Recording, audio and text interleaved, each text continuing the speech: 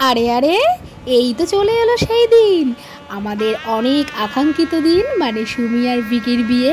আর দেখতেই পাচ্ছ বন্ধুরা, এখানে কিন্তু সুমির এখন দই চিড়ে খাওয়ানো হচ্ছে, মানে অধিবাস হচ্ছে। তারপরে কিন্তু সবাই জল সইতে যাবে। এখন অনেক কাজ, চলো দেখি সুমির বাড়িতে যাওয়া যাক।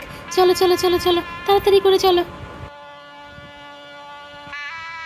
মেঘনা, এই তো তোরা এসে গেছিস। এবার একটু সুমির তো বুঝতেই পারছিস, আজকে অধিবাস, গায়ে হলুদ, বিয়ে, সব কিছু কিন্তু তোদেরই দায়িত্ব। তোরা ছোট থেকে বন্ধু ছিলিস সুমির। সুমিমা, নে তাড়াতাড়ি করে এই দই চিড়েটা খেয়ে নে, কেননা আজকে কিন্তু বিয়ে না হওয়া অবধি কিচ্ছু খেতে পারবি না। আর এটাই নিয়ম, কি বল তোরা? না না মাসিমা, আগে আপনি খাওয়ান, আপনি তো সুমির মা। আরে আমরা তো পরে খাওয়াবো, আগে আপনি শুরু করুন তারপর। না না, সেটা বললে চলবে না। তুমি বৌদি হও, তুমি পিয়ালির বৌদি, মানে তুমি সুমিরও বৌদি। আমার কাছে ওইসব নেই বাবা। নেহা বলছি, শোনো না মা, আগে শাখাটা পরিয়ে নাও, ঠিক আছে? তারপরে তুমি ওকে দই চিড়েটা খাইয়ে দিও। আচ্ছা মাসিমা, আপনি কোনো চিন্তা করবেন না, আপনি শুধু পাশে থেকে থেকে নিয়ম কাজগুলো বলুন। আসলে আমি সেই পিয়ালির বিয়ে নামিয়েছিলাম, কবে তার মনে নেই। ও, পিয়ালি বললে দেখে মনে পড়লো, সপ্তপর্ণা পিয়ালি ওরা কখন আসবে? হ্যাঁ আন্টি, মা বৌমনি বৌদি ভাই আসবে। আসলে এখন আসতে পারবে না, রিমিটা তো ছোট, আর মা ওর বাড়িতে নেই। আর বৌমনি বৌদি ভাই গায়ে হলুদের আগেই চলে আসবে, একদম তুমি চিন্তা করো না। দেখি সুমি, আয় তো একটুখানি তোকে শাখাটা আগে পরিয়ে দিই, তারপরে এক এক করে সবাই আমরা একটু একটু করে খাইয়ে দেব। এই মেঘনা, আয় তো একটু এদিকে হেল্প করবি। হ্যাঁ হ্যাঁ, আসছি। আয়, এবার একটু তোকে দই চিড়ে খাইয়ে দিই, এদিকে তো সূর্য উঠে যাবে।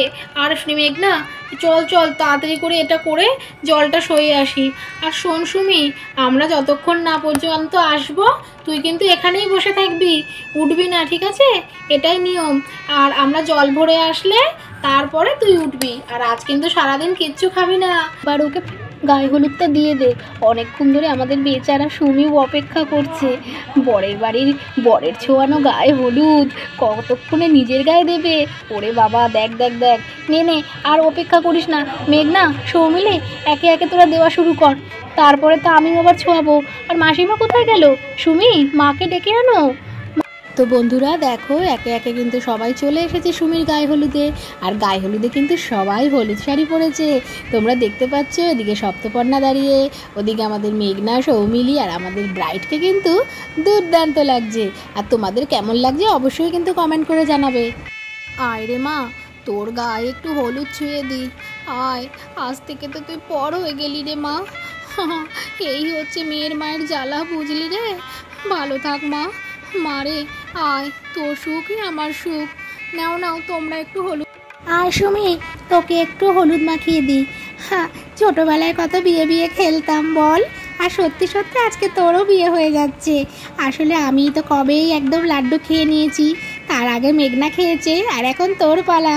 আয় আয়, একটু ভালো করে তোকে হলুদ মাখাই। আয় দেখি সুমি, তোকে একটু লাগিয়ে দিয়ে হলুদ। আজকে এত সুন্দর করে তোকে হলুদ মাখিয়ে সুন্দর করে দেব না, দেখবি ভিকি বিয়ে করতে এসে তখন কিন্তু তোর দিকেই ফ্যাল ফ্যাল করে চেয়ে থাকবে, আর অন্য কোনো দিকে তার জ্ঞান থাকবে না। আয় আয়। সৌমিলি, কি বলিস রে, ঠিক বললাম না? এই নাও নাও, সবাই মিলে আমরা এওড়া মিলে ওর গায়ে জল ঢেলে দিই। নাও নাও, নিন সবাই মিলে দল ঢালুন।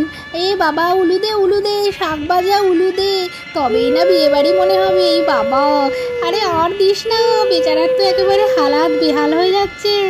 দাঁড়া দাঁড়া, ফুলচোর ফুলচোর, একটু বেশি করে ফুলচোর। সত্যি বলছি সুমি, তোকে আজকে কিন্তু হেভি লাগছে, দেখবে। হ্যাঁ হ্যাঁ, ঠিকই বলেছিস, ভিকি কিন্তু আজকেই মনে হচ্ছে সুমিকে তুলে নিয়ে যাবে। তো বন্ধুরা চলো, সন্ধ্যেবেলা দেখা হচ্ছে।